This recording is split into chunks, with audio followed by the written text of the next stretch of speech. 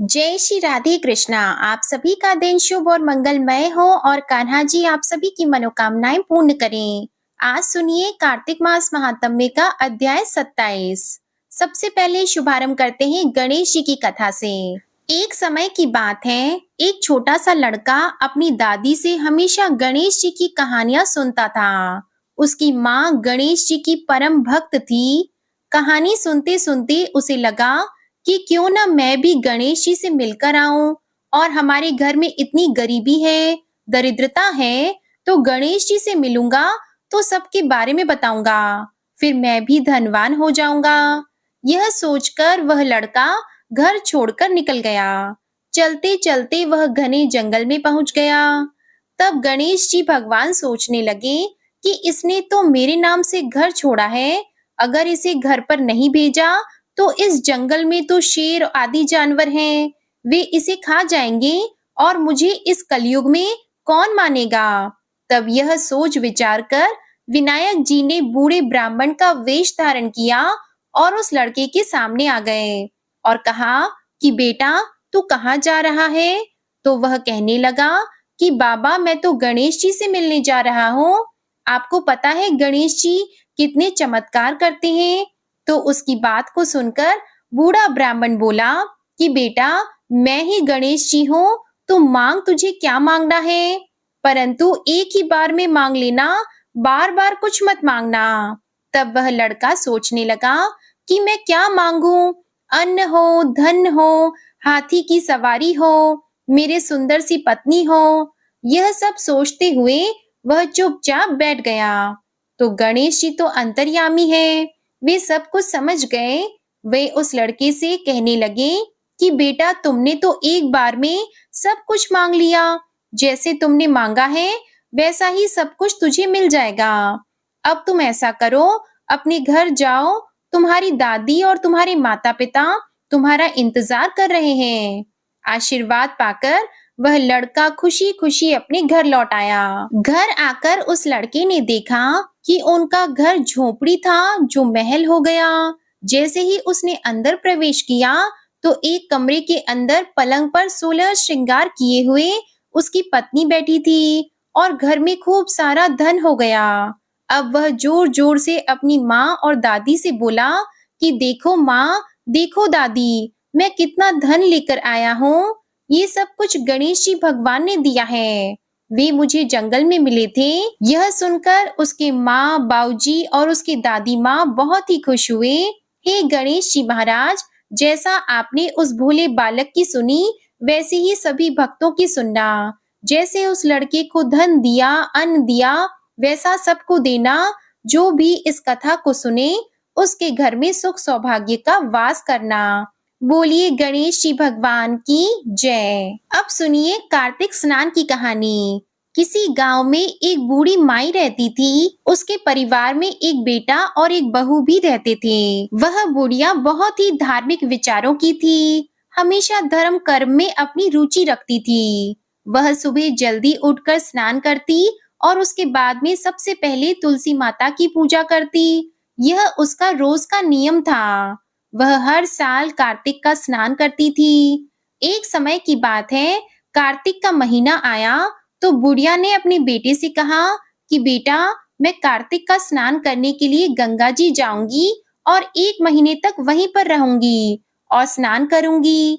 तो अपनी माँ की बात सुनकर बेटे ने अपनी पत्नी से कहा कि माँ कार्तिक स्नान के लिए गंगा जी जा रही है और 1 महीना वहीं पर रहेंगी, तो तुम ऐसा करो, 30 लड्डू बनाकर एक डिब्बे में रख दो। रोजाना स्नान और पूजा पाठ करने के बाद में आराम से माँ वह लड्डू खा लेगी। यह सुनते ही उसकी बहू को गुस्सा आ गया। उसने अपने पति को कुछ नहीं कहा, बोली ठीक है रख दूंगी। तो बुढ़िया अपने जाने के लिए कुछ जरूरी सामान और कपड़े वगैरह रख रही थी। तो बहू ने लाकर एक डिब्बा अपनी सास को दे दिया और कहा कि लो माँ जी, आपके बेटे ने कहा है तो मैंने आपके लिए ला दिया। अब ना उसने कहा कि इसके अंदर कुछ नहीं है, आपके बेटे ने तो लड्डू बनाने को कहा था पर मैं तो खाली डिब्बा लेकर आई हूँ, ऐसा तो हुआ नहीं। अब वह चुपचाप अपनी सास को वह डिब्बा पकड़ाकर चली गई। तो उसकी सास बहुत ही प्रसन्न होते हुए खुशी-खुशी वह डब्बा अपने थैले में रख लेती है और अपने बेटे के साथ चल दी। तो उसका बेटा अपनी माँ को लेकर गंगा जी गया और वहां जाकर अपनी माँ को झोपड़ी बनाकर दे दी। वह झोपड़ी में रहने लगी और उसका बेटा वापस घर आ गया। वह अपनी माँ से कहकर आया था कि माँ, जब महीना पूरा होगा तो मैं तुम्हें लेने के लिए आऊंगा। तब बुढ़िया सुबह जल्दी उठकर स्नान करती, तुलसी माता की पूजा करती और उसके बाद में जो बहू ने खाली डिब्बा दिया था उसे लेकर बैठ गई। जैसे ही बुढ़िया ने उस डिब्बे को खोला तो वह तो सचमुच लड्डुओं से भरा हुआ था। यह देखकर बूढ़ी माई बहुत ही खुश हुई और कहने लगी कि मेरी बहू कितनी अच्छी है, मेरा इतना ख्याल रखती है। यह सोचकर वह जैसे ही लड्डू निकालकर खाने लगी तो हनुमान जी वहां पर बंदर के रूप में आकर सामने बैठ गए और बुढ़िया से लड्डू मांगने लगे। कहने लगे कि मुझे तो बहुत जोरों की भूख लग रही है। तो बूढ़ी माई ने खुशी-खुशी वह लड्डू हनुमान जी के रूप में आए बंदर को दे दिया। उसने उस लड्डू को खा लिया। अब उस बंदर का तो रोजाना का नियम बन गया। जैसे ही बुढ़िया लड्डू खाने बैठती तो वह सामने आकर बैठ जाता, तो बुढ़िया लड्डू उसे दे देती। तो इस तरह बंदर के रूप में आकर हनुमान जी ने 30 दिनों तक बुढ़िया के सारे लड्डू खा लिए। जैसे ही कार्तिक का महीना समाप्त हुआ और बुढ़िया अपने घर वापस जाने के लिए तैयार हो रही थी, तो हनुमान जी वहां पर प्रकट हुए और उन्होंने बुढ़िया की उस कुटिया की जगह एक सुंदर सा महल खड़ा कर दिया। अब तो बुढ़िया का पूरा महल धन दौलत से भर गया। उसकी काया निरोगी हो गई, अन्न धन से उसका महल भर गया। जैसे ही उसका बेटा उसे लेने के लिए आया तो उसने देखा कि मेरी माँ को मैं यहाँ झोपड़ी में छोड़कर गया था। यहाँ पर तो ना माँ दिखाई दे रही है और ना झोपड़ी दिखाई दे रही है। तो उसने पड़ोसियों से पूछा कि मैं 1 महीने पहले अपनी माँ को यहाँ पर छोड़कर गया था, वह कहाँ चली गई? तो सारे लोग बोलने लगे कि इस महल के अंदर ही तुम्हारी माँ रहती है, उनकी तो धर्म कर्म में खूब रुचि थी, तो यह सब कुछ उसे भगवान ने दिया है। यह देखकर बेटा बहुत खुश हुआ और अपनी माँ के पास जाकर उसने चरण स्पर्श करके माँ से कहा कि मैंने तो आपको पहचाना ही नहीं, आप पर तो सचमुच भगवान की ही कृपा हुई है। और कहने लगा कि हे कार्तिक के दामोदर, मेरी माँ की सदैव रक्षा करना। अब वह खूब सारे धन धान्य के साथ अपनी माँ को वापस घर ले आया। जैसे ही वह अपने घर में गए तो उसकी पत्नी ने माँ बेटे को देखा तो उसके गुस्से का कोई ठिकाना नहीं रहा। वह अपनी सास को इतनी धनी और सुखी देखकर जल भुन गई और मन ही मन यह सोचने लगी कि अगले साल मैं भी मेरी माँ को कार्तिक स्नान के लिए भेजूंगी। इस बुढ़िया की तरह मेरी माँ भी धनवान हो जाएगी। उस ना समझ के मन में यह बात नहीं आई कि यह बुढ़िया नहीं तेरी सास है और इसके पास जो धन है वह तुम्हें ही काम आने वाला है। पर उसने अपनी मूर्खता के चलते 1 साल तक इंतजार किया और जैसे ही कार्तिक का महीना आया तो अपनी माँ को उसने संदेशा भिजवाया कि माँ, आप भी तैयार हो जाओ, कार्तिक स्नान करने के लिए गंगा जी जाना है।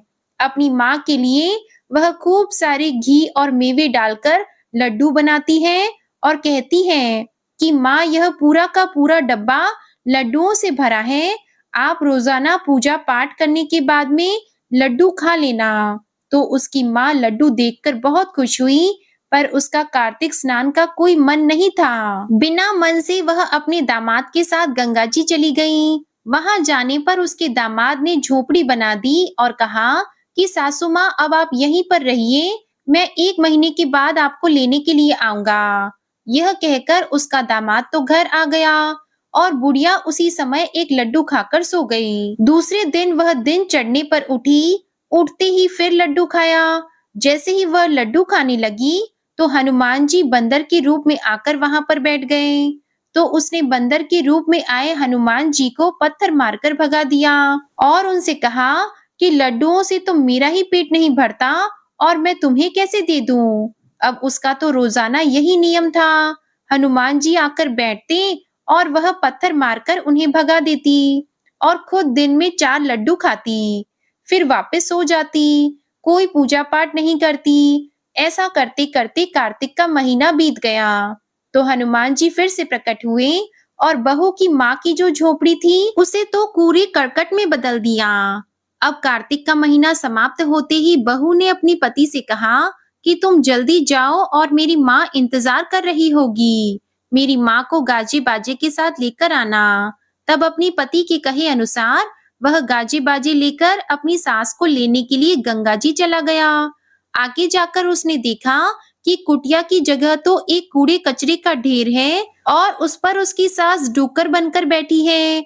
तो वह पड़ोसियों से पूछने लगा कि मैं मेरी सास को 1 महीने पहले यहाँ झोपड़ी बनाकर छोड़ के गया था, अब यहाँ पर कोई दिखाई नहीं दे रहा।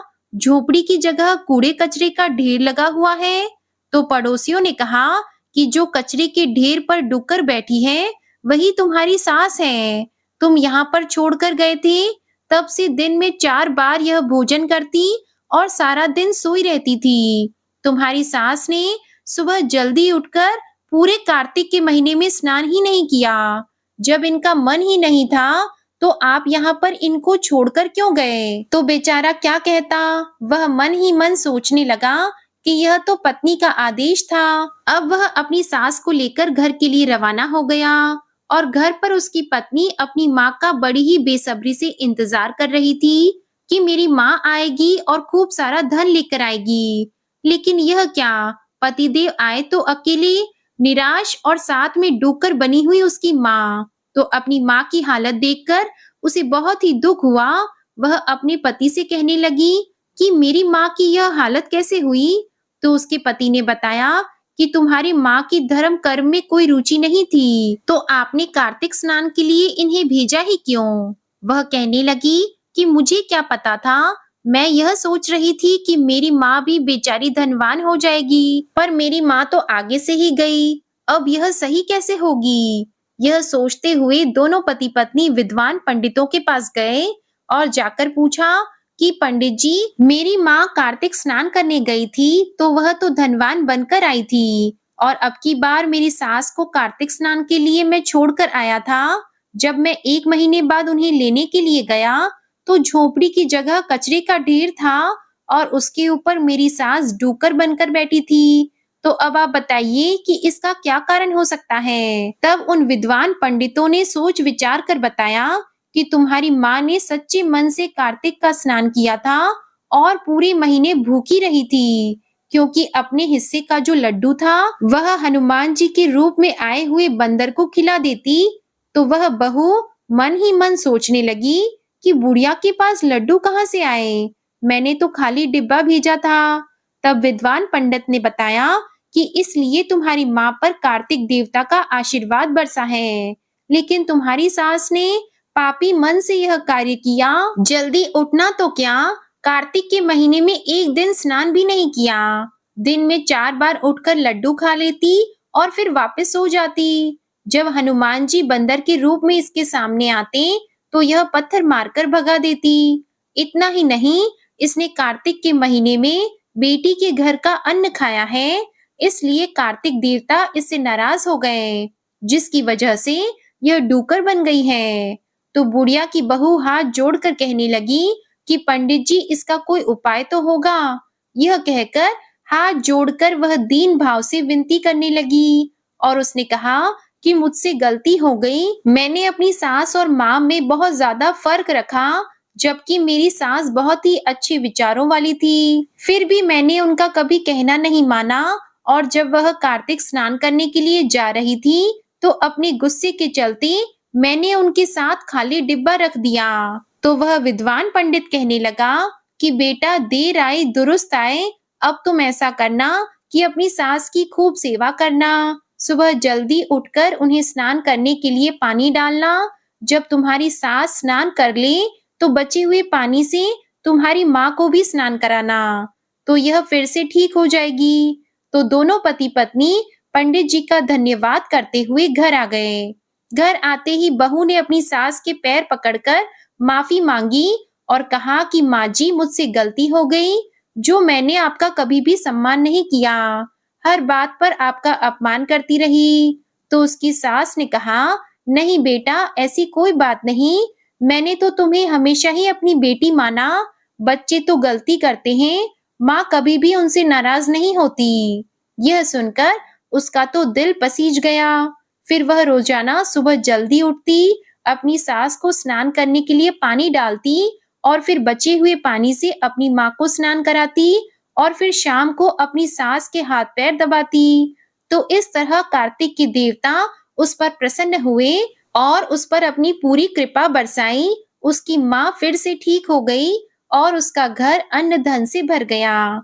बोलो कार्तिक देव की जय। अब सुनिए पीपल पतवारी की कहानी। किसी गांव में एक गुजरी रहा करती थी। वो दूध दही बेचकर अपने परिवार का पालन पोषण करती थी।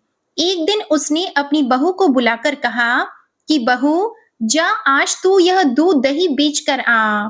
बहू दूध दही बेचने गई। रास्ते में उसने देखा कि कार्तिक मास में औरतें पीपल सींचने आई हुई हैं। वो उन्हें देखकर बैठ गई और औरतों से पूछने लगी कि तुम यह क्या कर रही हो।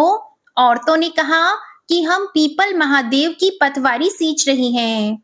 बहू ने फिर पूछा कि अच्छा, ऐसा करने से क्या होता है। तब औरतों ने बताया कि ऐसा करने से अन्न धन की प्राप्ति होती है। अगर किसी का पति वर्षों से बिछड़ा हुआ है, तब वह मिल जाता है। औरतों की सारी बात सुनकर वह गुजरी की बहू बोली कि तुम तो पानी से सींच रही हो, मैं तो दूध दही से सींचूंगी।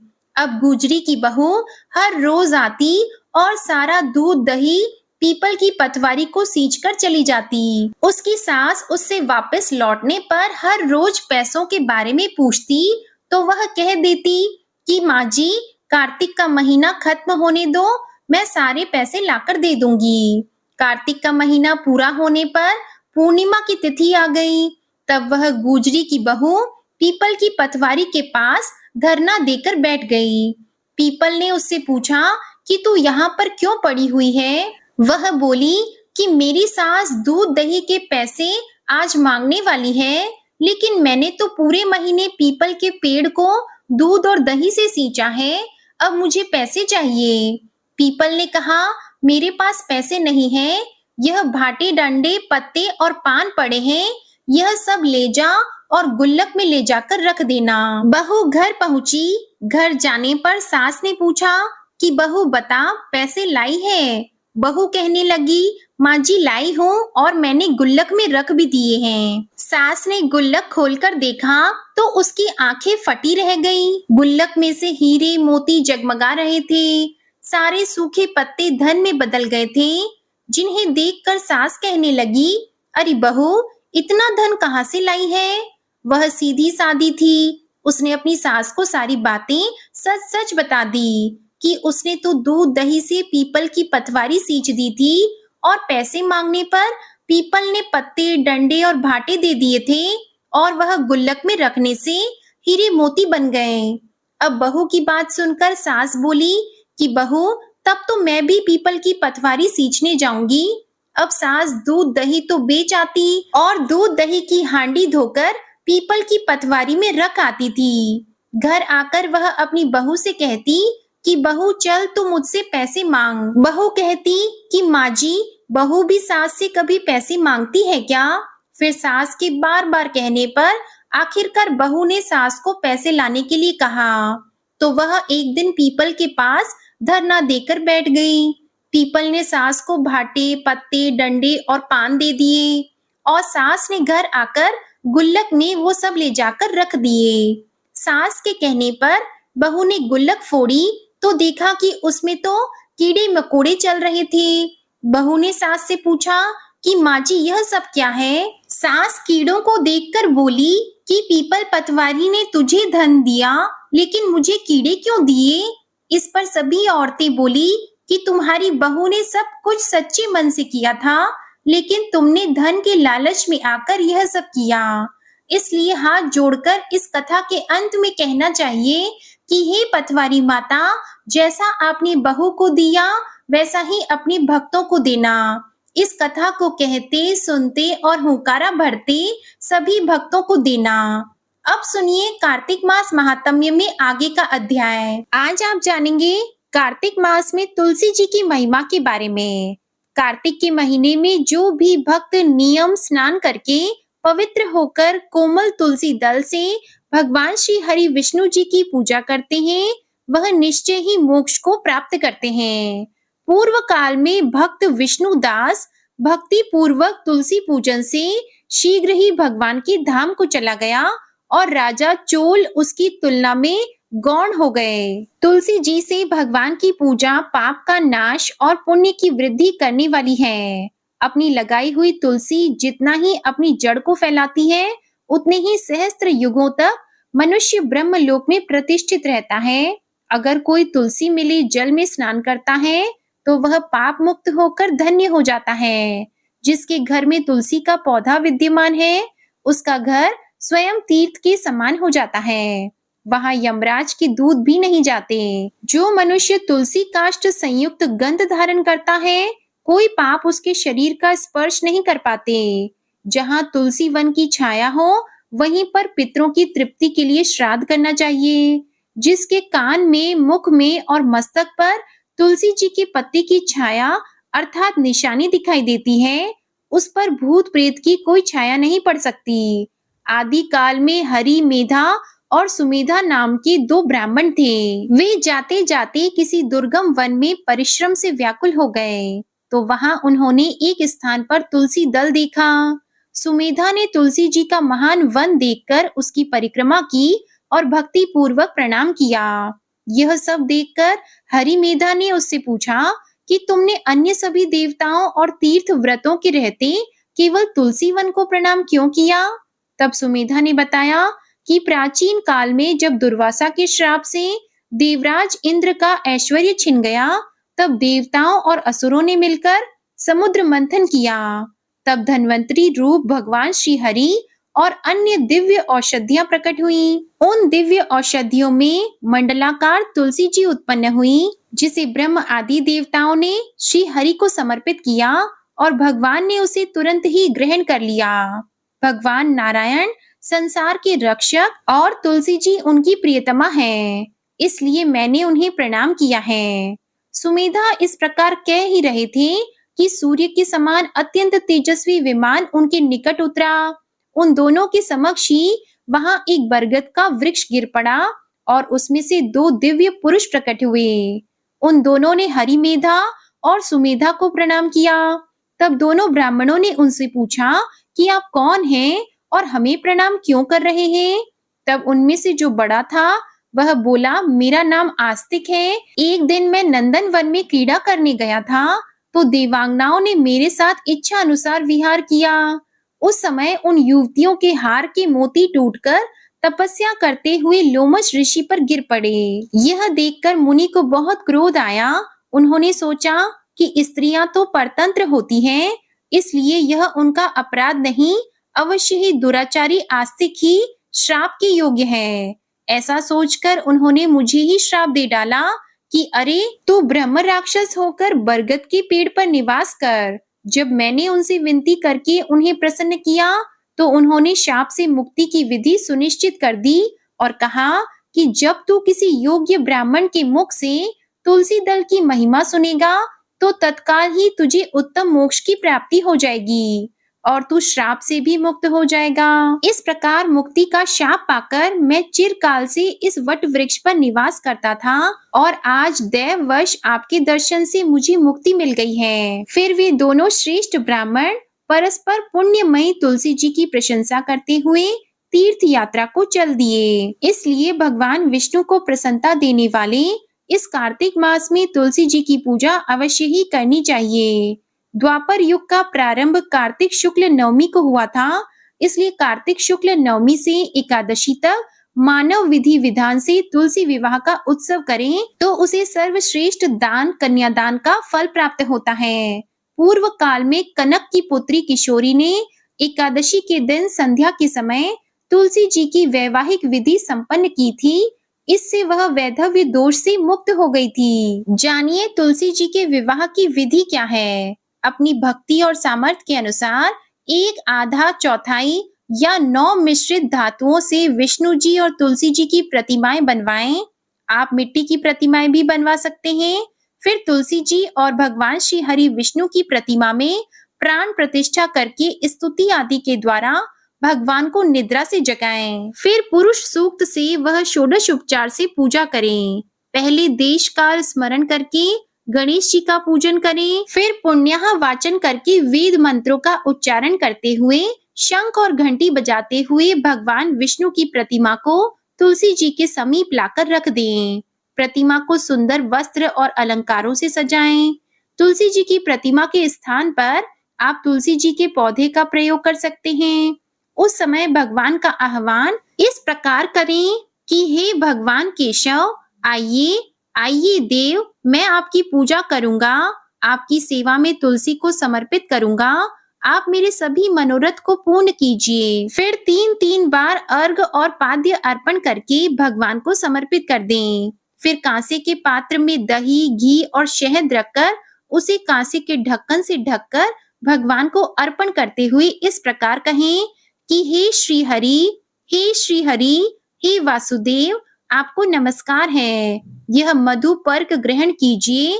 फिर दोनों को एक दूसरे के समक्ष रखकर मंगल पाठ करें।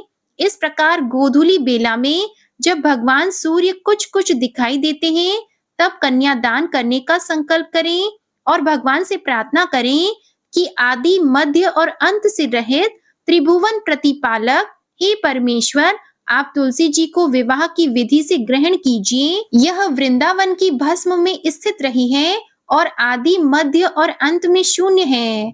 आपको तुलसी जी अत्यंत प्रिय हैं, अतः मैं इन्हें आपकी सेवा में समर्पित करता हूँ। मैंने जल के घड़ों से सींचकर और अन्य सभी प्रकार की सेवाएं करके अपनी पुत्री की तरह इन्हें पाला पोसा और बढ़ाया है और आपकी तुलसी आपको ही समर्पित कर रहा हूँ। इसलिए हे प्रभु, आप कृपा करके इसे ग्रहण कीजिए। भगवान विष्णु को फिर तुलसी जी का दान करके तुलसी जी और भगवान विष्णु जी की पूजा करें। अगले दिन प्रातः काल में फिर से पूजा करके अग्नि की स्थापना करके उसमें 12 अक्षर मंत्र से खीर, घी, मधु और तिल मिश्रित द्रव्य को 108 आहुति दें। आप चाहे तो पंडित जी को बुलवाकर होम की शेष पूजा भी करवा सकते हैं। तब भगवान से प्रार्थना करके कहें कि हे प्रभु, आपकी प्रसन्नता के लिए मैंने यह व्रत किया। इसमें जो कुछ भी कमी रह गई हो वह आपके प्रसाद से पूर्णता को प्राप्त हो जाए। अब आप तुलसी जी सहित बैकुंठ धाम को पधारें। आप मेरे द्वारा की गई पूजा से संतुष्ट होकर मुझे कृतार्थ करते रहें। इस प्रकार व्यक्ति तुलसी विवाह का पारायण करके फिर भोजन करें और भोजन करने के बाद तुलसी जी के अपने आप गिरे हुए पत्तों को खाकर सभी पापों से मुक्त होकर भगवान के धाम को प्राप्त हो जाता है। भोजन में आंवला और बेर का फल खाने से हर प्रकार का दोष भी दूर हो जाता है। अगले अध्याय में आपको सुनाएंगे तुलसी दल किस प्रकार से तोड़ने चाहिए और तुलसी दल कब कब तोड़ने चाहिए और कब नहीं तोड़ने चाहिए। इसके बारे में आप अगले अध्याय में सुनिएगा। अब सुनिए श्री तुलसी चालीसा।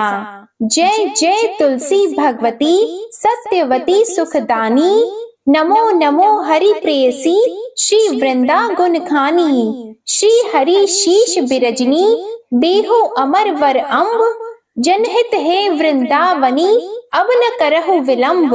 धन्य धन्य श्री तुलसी माता, महिमा अगम सदा श्रुति गाता।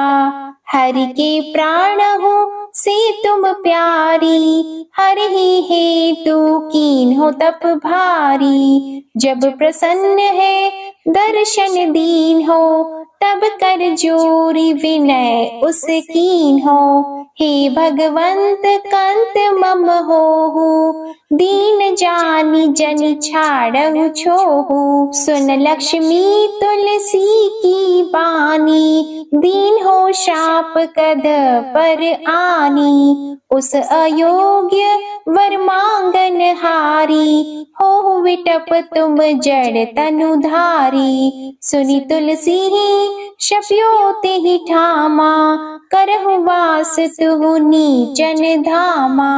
दियो वचन हरि तब तत्काला सुनहु सुमुखी जनि हो बिहाला।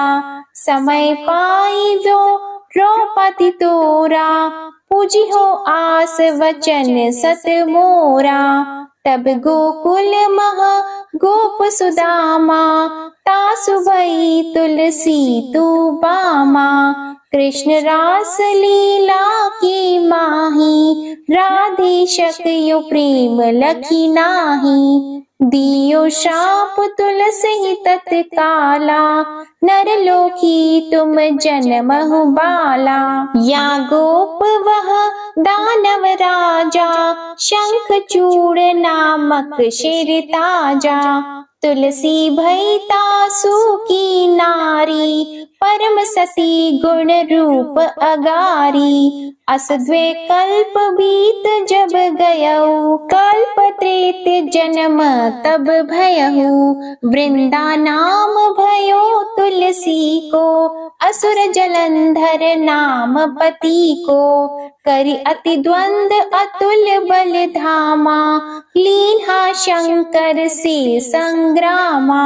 अब निज सैन्य सहित शिव हारे, मरहि न तब हर हरि पुकारे। पतिव्रता वृंदा थी नारी, को न सके पति संहारी। तब जलंधर ही भेष बनाई, वृंदा ठिग हरि पहुँचियो जाई। शिव हित लहि करी कपट प्रसंगा, कियो सतीत्व धर्म तो ही भंगा।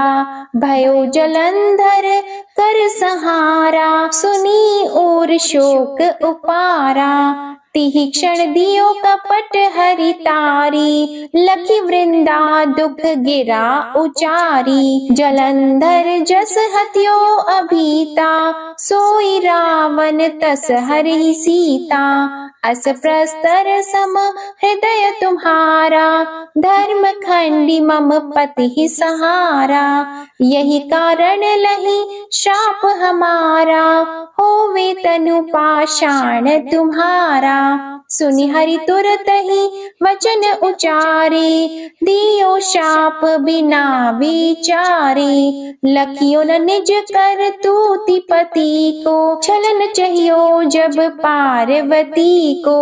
जड़मति तू अस हो जड़ रूपा, जगमह तुलसी विटप अनूपा। धग्व रूप हम शालिग्रामा, नदी गंड की बीच ललामा। जो तुलसी दल हम ही चढ़ी है, सब सुख भोगी परम पद पई है। बिनु तुलसी हरि जलत शरीरा, अतिशय उठत शीश उर पीरा। जो तुलसी दल हरि शिर धारत, सो सहस्त्र घट अमृत डारत। तुलसी हरि मन रंजनिहारी, रोग दोष दुख भंजनिहारी। प्रेम सहित हरि भजन निरंतर, तुलसी राधा में नाही अंतर। व्यंजन हो 56 प्रकारा, बिन तुलसी दल न हरि प्यारा। सकल तीर्थ तुलसी तरु छाही, लहत मोक्ति जन संशय नाही। कवि सुंदर एक हरि गुण गावत, तुलसी निकट सहस गुण पावत। बसत निकट दुर्वासा धामा, जो प्रयास ते पूर्व ललामा। पाठ करहि जो नित नर नारी, हो ही सुख भाषहि त्रिपुरारी। तुलसी चालीसा पढ़ी तुलसी तरु ग्रह धारी, दीप दान करि पुत्र फल पावहि बंध्यहु नारी। सकल दुख दरिद्र हरिहार, है परम प्रसन्न। आशी धन जन लड़हि ग्रह, बसहि पूर्ण अत्र। लाहि अभिमत फल जगत, मह लाहि पूर्ण सब काम। जे दल अर्पहि तुलसी तहाँ, सहस बसहि हरि राम। तुलसी महिमा नाम लख, तुलसी ही सूत सुख राम। मानस चालीसा रचियो जग, मह तुलसीदास। तुलसी चालीसा समाप्त। प्रेम से बोलिए तुलसी माता की जय। अब आप सुनिए तुलसी माता की आरती। तुलसी महारानी नमो नमो, हरि की पटरानी नमो नमो। तुलसी महारानी नमो नमो, धन तुलसी पूरण तप कीनो। शालिग्राम बनी पटरानी नमो नमो। तुलसी महारानी नमो नमो, हरि की पटरानी नमो नमो। जाकी पात्र मंजरी कोमल, श्रीपति कमल चरण लपटानी नमो नमो। तुलसी महारानी नमो नमो, हरि की पटरानी नमो नमो। कौन से महीने बोई रानी तुलसा, कौन से महीने हुई हरियाली नमो नमो। कौन से महीने हुई तेरी पूजा, कौन से महीने हुई पटरानी नमो नमो। तुलसी महारानी नमो नमो, हरि की पटरानी नमो नमो। आषाढ़ मास में बोई रानी तुलसा, सावन मास में हुई हरियाली नमो नमो। तुलसी महारानी नमो नमो। कार्तिक मास में हुई तेरी पूजा, मंगसिर मास में हुई पटरानी नमो नमो। तुलसी महारानी नमो नमो। धूप दीप नैवेद्य आरती, पुष्पन की वर्षा बरसानी नमो नमो। तुलसी महारानी नमो नमो। 56 भोग 3600 व्यंजन, बिन तुलसा हरि एक न मानी नमो नमो। तुलसी महारानी नमो नमो। जो तुलसी को सवेरे गाए, श्री कृष्ण के दर्शन पाए नमो नमो। तुलसी महारानी नमो नमो। जो तुलसी को दोपहर में गाए, खीर खांड का भोग लगाए नमो नमो। तुलसी महारानी नमो नमो। जो तुलसी को सांझ को गाए, श्री कृष्ण की आरती उतारे नमो नमो। तुलसी महारानी नमो नमो। जो तुलसी को रात को गाए, श्री कृष्ण के चरण दबाए नमो नमो। तुलसी महारानी नमो नमो। सभी सखी मैया तेरो यश गावे, भक्ति दान दीजिए महारानी नमो नमो। तुलसी महारानी नमो नमो। तुलसी महारानी नमो नमो, हरि की पटरानी नमो नमो। प्रेम से बोलिए श्री तुलसी माता की जय। भगवान श्री विष्णु जी की जय। शालिग्राम भगवान जी की जय। आप सभी को आज की कथा और वीडियो में आनंद आया हो तो वीडियो को लाइक जरूर कीजिएगा। कमेंट में भगवान विष्णु जी, माता तुलसी जी और भगवान शालिग्राम जी की जय जरूर लिखिएगा और चैनल को भी सब्सक्राइब करिएगा। इसी के साथ आज आप हमारे चैनल पर सोमवार की व्रत कथा और तुलसी विवाह की पूजा विधि की वीडियो भी जरूर देखिएगा। जय श्री राधे कृष्णा।